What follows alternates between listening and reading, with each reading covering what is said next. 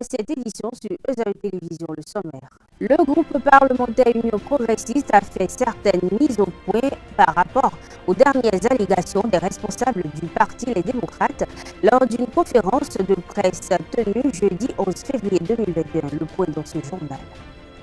Le nouveau coordonnateur du système des Nations Unies, nouvellement au Bénin, Salvatore Nyozima, a été reçu ce jeudi par Eleonoria Iladekan, ministre de l'Enseignement supérieur et de la Recherche scientifique. Des précisions sur les échanges entre les deux personnalités. Le premier panel de Café Média Plus de ce vendredi 12 février a porté sur les trophées SICAFOR. Les innovations apportées à la nouvelle édition ont été évoquées par le vice-président du comité d'organisation Gaël Ressou dans ce 19h.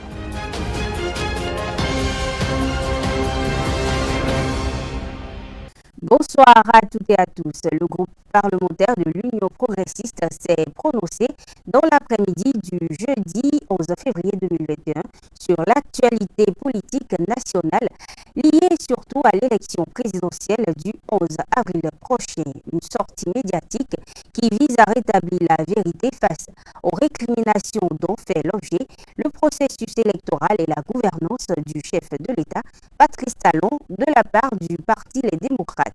Le groupe UP du Parlement dénonce les propos attentatoires à la cohésion et à l'unité nationale.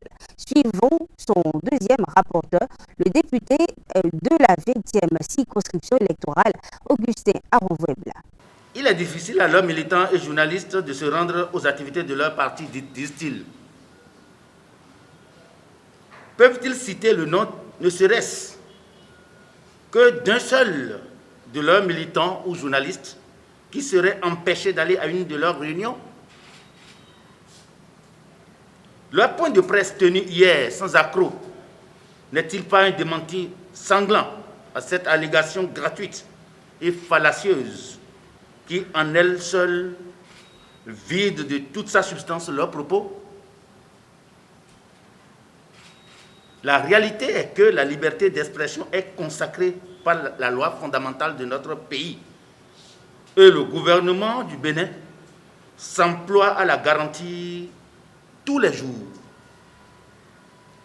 À ce jour, nous n'avons aucune preuve des allégations de cette frange de l'opposition qui avance des informations sans aucune preuve tangible. Nous n'avons pas besoin de vilipender notre pays pour satisfaire des ambitions personnelles inavouées. Le pouvoir de la rupture gruge et terrorise les populations. Un autre de leurs propos. Sur quelle base les affirmations se fondent-elles? Comment l'État gruge-t-il les populations? Tout le monde n'est pas amnésique dans le pays où nous avons la preuve que dans un passé récent, la déperdition des finances publiques était palpable, puisque les réalisations qui ont cours aujourd'hui en apportent la preuve. Troisième propos venant d'eux. Des menaces réelles pèsent sur notre pays, enlèvements ciblés, des arrestations sélectives, etc. Quand on est en position de dirigeant politique avec la moralité et l'éthique nécessaires et qu'on aspire à diriger, on n'avance pas des propos aussi graves sur son pays avec autant de légèreté.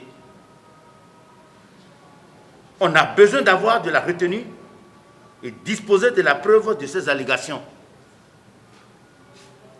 Si l'objectif de cette sortie médiatique est de montrer que tous nos compatriotes qui répondent de leur forfait devant nos tribunaux sont poursuivis sans raison valable, si on est capable de faire le lien entre cette pédagogie et le recul de la corruption et du détournement des deniers publics, c'est qu'on manque de clairvoyance et d'honnêteté intellectuelle. Nous ne saurions nous réjouir de l'atteinte à l'intégrité physique de notre compatriote Galiou Soglo. Mais nous sommes davantage heurtés par la récupération politique que les démocrates veulent en faire sans aucun respect pour la vie et la dignité de la personne humaine.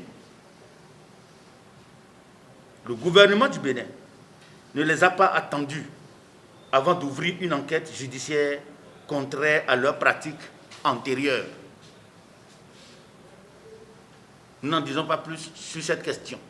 Les députés du groupe parlementaire UP ont également réagi à propos des allégations de confiscation de formulaires de parrainage et de supposée intimidation des élus. Ils balaient du revers de la main les déclarations des démocrates et font des révélations. Les SCB nous ont écrit. Notre parti leur a répondu pour dire allez voir les députés et les maires. Et nous a donné copie de la lettre envoyée au FCBE. La lettre est là, si vous voulez, on va demander à l'administration de vous donner copie de la réponse du parti.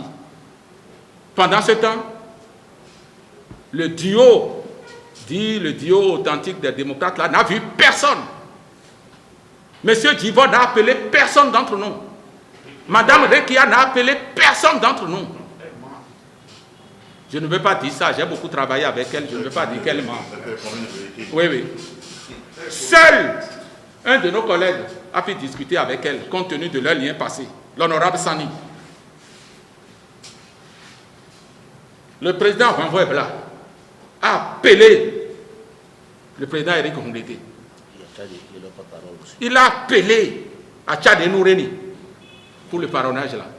Renvoy Bla, il a fait ça. Ils n'ont pas voulu compétir et ils vont intoxiquer. Nous sommes tués. J'ai été instruit le jeudi 4 là, vers 17h par nos chefs pour appeler le patron des démocrates et lui demander de venir chercher les parrainages. L'honorable Eric Honglété. Je l'ai appelé vers 17h parce qu'on est amis. Et je lui ai dit, président, on vous attend pour les parrainages. Il m'a répondu ceci, parrainage, mais nous n'avons pas besoin de parrainage.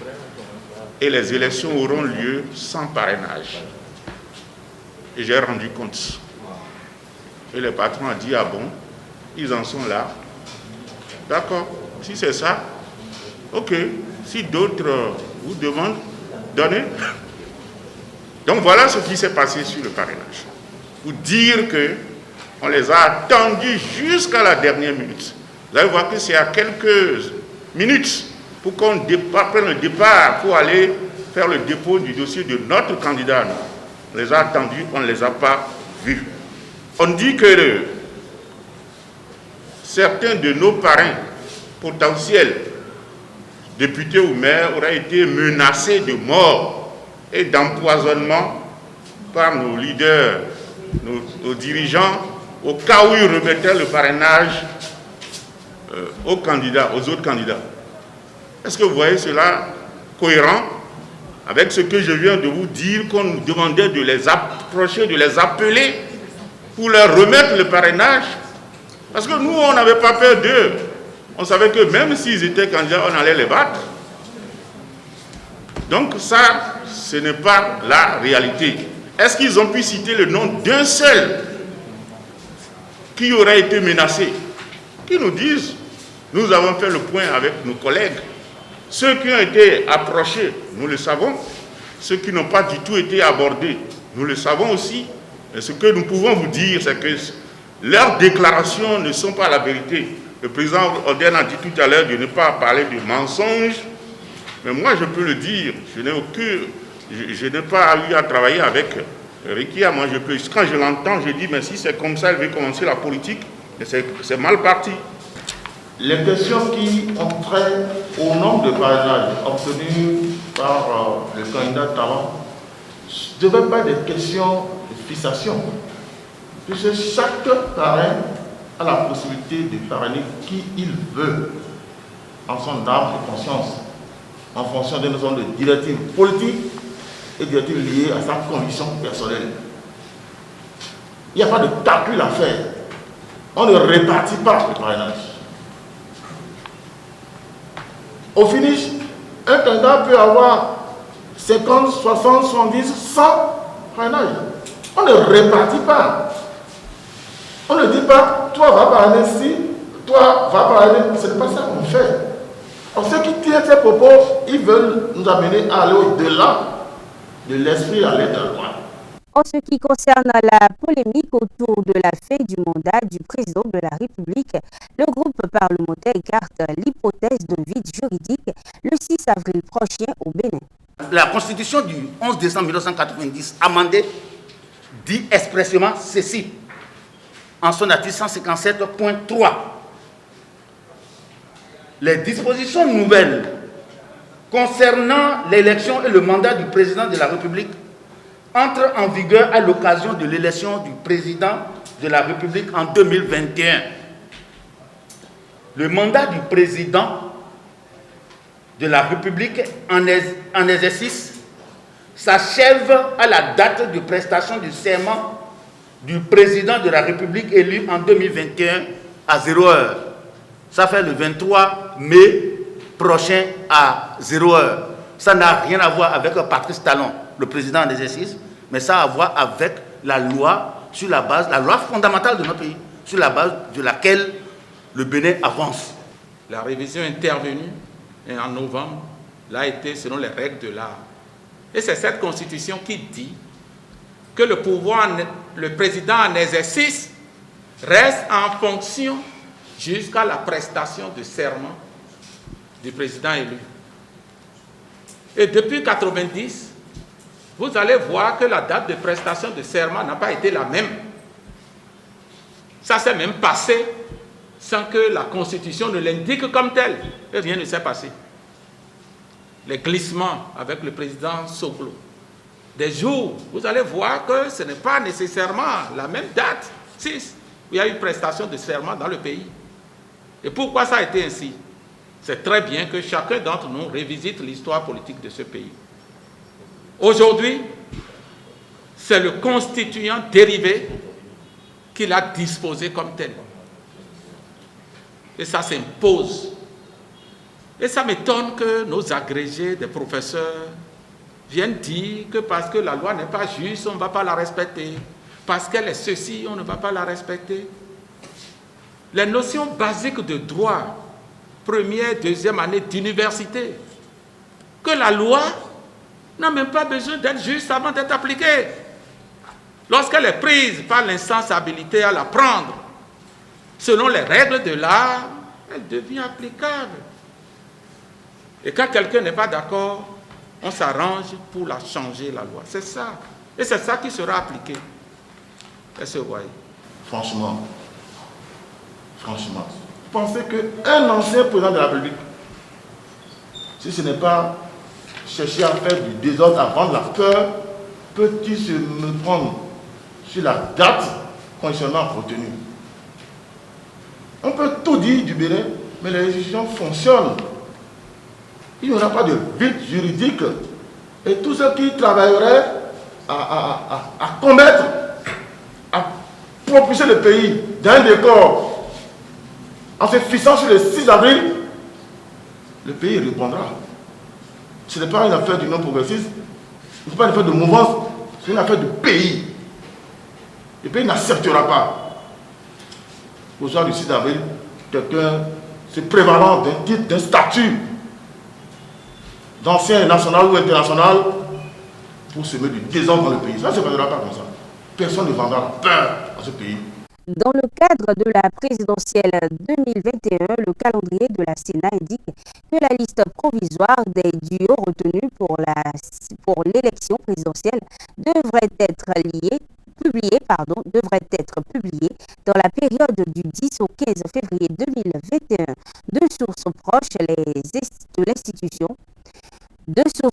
de l'institution, les derniers candidats ayant reçu leur notification ont apporté des corrections nécessaires à leur dossier dans la journée de ce jeudi 11 février.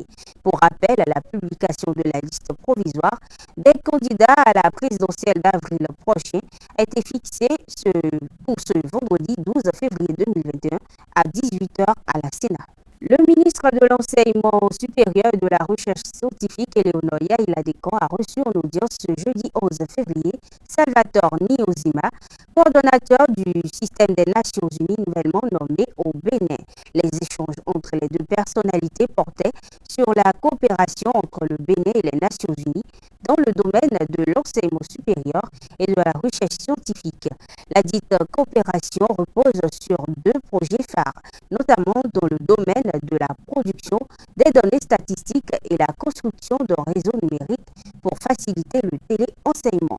Selon le ministre de l'Enseignement supérieur et de la recherche scientifique, ces projets doivent être consolidés pour le renforcement de la formation des étudiants. C'est également l'occasion pour Salvatore Niozima de présenter les réformes du système des Nations Unies à Eleonore Yaïla-Descamps. Il s'agit entre autres de la prévention des conflits, de la mise en place de nouvelles structures par le secrétariat général actuel des Nations Unies, Antonio Guterres, et le système de développement des Nations Unies. Les promoteurs des trophées SICAFOR ont animé la première causerie des Cafés Média Plus ce vendredi 12 février. L'objet et les objectifs de ces distinctions destinées aux footballeurs béninois ont été décortiqués. Le vice-président du comité d'organisation, Gaël Ressou, précise les critères de nomination au micro de Kares Kitome. Saison 2020-2021, le groupe 229 Sport a pour ambition de soutenir le gouvernement dans son élan de professionnalisation du sport. Nous avions vu les démarches du ministre des Sports, également la fédération, pour rendre notre championnat un peu plus professionnel. Pour cela, cette saison, nous avions deux innovations, c'est-à-dire, comme cela se fait dans les grands championnats, notamment la Liga, la Première Ligue en Angleterre, on constate souvent qu'à la fin de chaque mois, les meilleurs acteurs, c'est-à-dire le joueur du mois et l'entraîneur du mois, sont nommés ou sont élus.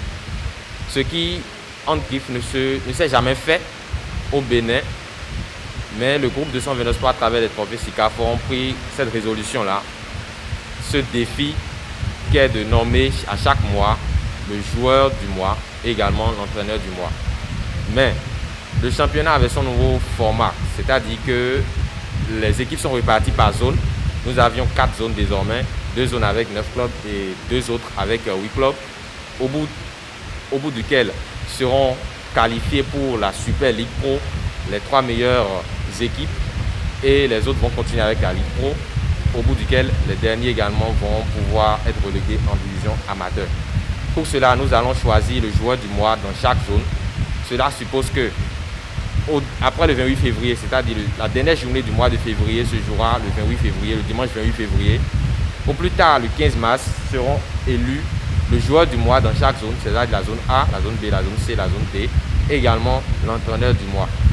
Cela, les choix ne sont pas des choix qui se font de conviction personnelle, mais cela est fait par un panel de journalistes également comme nous, observateurs qui suivent bien les différentes rencontres, également un parterre d'entraîneurs. Nous avons associé à cela quelques amis journalistes qui sont actifs sur les terrains et également nous bénéficions du soutien technique de l'application BeFoot qui, à chaque match, à chaque journée de championnat, nous donne des informations concernant les statistiques des joueurs, nombre de passes décisives, nombre de buts, nombre de minutes jouées. Les trophées SICAFOR sont à leur deuxième édition après celle de 2019. Les innovations ont été apportées à cette édition. Le vice-président du comité d'organisation, Gaël Ressou, donne les détails au micro de Carles Kitome. Pour les critères du choix du joueur du mois, celui-là doit avoir un impact sur les victoires de son équipe, doit être celui-là qui a réalisé. On considère le nombre de passes, le nombre de buts et également les clean sheets parce qu'un gardien n'est pas exclu d'être joueur du mois. Concernant l'entraîneur du mois, c'est celui qui a quand même avec son équipe engrangé le plus de points, est bien positionné dans le classement et a un certain sens de leadership. Au bout de cela, nous allons réunir les informations de chaque envoyé dans chaque zone, faire la synthèse et retenir 3 joueurs dans chaque zone et ensuite un seul joueur qui sera le joueur du mois. Au bout de cela, nous allons définir l'équipe type du mois, comme cela se fait dans les grands championnats, qui est la réunion en fait des 11 meilleurs joueurs du mois. Pour ce qui concerne la soirée, au cours de laquelle seront distingués plusieurs autres acteurs dont on n'a pas tenu compte. Et cette soirée, nous avions en vue une innovation, c'est-à-dire nous voulons rendre hommage à l'illustre photographe Bob Chakouri, avec le prix Bob Chakouri qui sera décerné au meilleur photographe de la saison, c'est-à-dire celui qui nous gratifie, celui qui a été en griffe le plus actif sur les terrains pour les photos, parce que nous sommes dans les médias, surtout la presse en ligne, nous utilisons les images de certaines personnes qui font ce travail-là, mais très souvent, ceux-là ne sont pas reconnus. Donc nous allons associer, c'est une perspective, associer l'association des photographes également qui va nous aider dans cette distinction-là du meilleur photographe à travers le prix Bob Chakouri. Il y a également la distinction du meilleur arbitre parce que pour un certain ordre sur les pelouses, il y a des juges centraux, des arbitres. Nous allons faire ce travail-là de concert avec, bien sûr, certains arbitres qui sont mieux placés également avec la Ligue, et auprès de laquelle nous avons entamé, bien sûr, les démarches pour pouvoir avoir un partenariat donné. Donc, c'est entre griffes. Il y a également les distinctions surprises. Pour rappel, la première édition, nous avons distingué le ministre Oswald Omeki pour son engagement et son leadership, parce que c'était en 2019 que nous avions assisté au premier championnat de l'ère Mathurin Deschacus, c'est-à-dire championnat qui allait jusqu'à son thème. Les champions ont été déterminés. C'est au bout de cette saison-là que nous avions fait la première édition des trophées SICAFOR, qui avait succédé bien sûr au FTF et autres, organisé par la Fédération béninoise de football. Mesdames et messieurs, nous sommes à la fin de cette édition. Bon week-end de Saint-Valentin à toutes et à tous.